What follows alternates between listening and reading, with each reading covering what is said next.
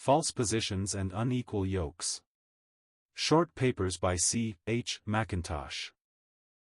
It was certainly very wrong of you to take a false oath, and still more wrong of those who compelled you to take it for their gain. We do not believe it to be the unpardonable sin, but you are bound to confess the sin and get out of a false position.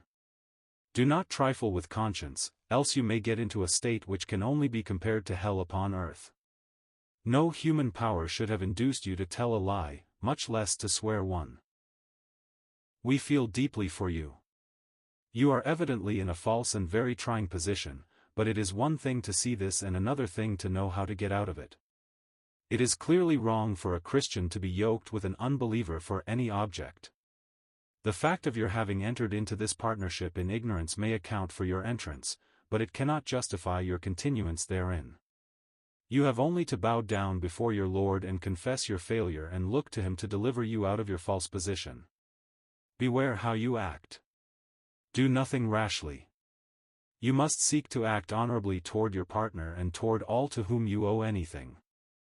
God honors the bent of the heart and conscience in a right direction, and we must not do wrong things in seeking to get out of a position.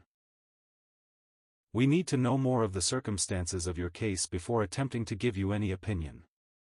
As you have put the matter, you seem to be in a false position. The sooner you get out of it the better. But then care must be taken to do things in a right way.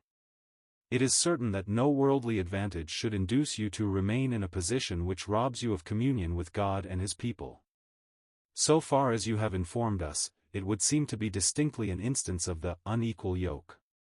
May the Lord give you grace to do the right thing in a right way. We believe there are two evils involved in such membership as you name. In the first place, you are unequally yoked together with unbelievers, which you are expressly told not to be, 2 Corinthians 6 verse 14.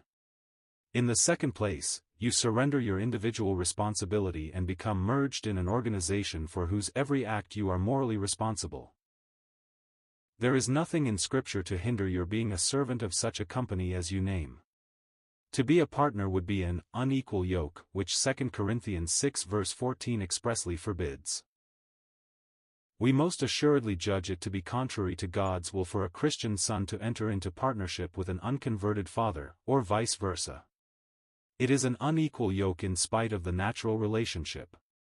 A son may serve under a father, but a deed of partnership involves an unequal yoke.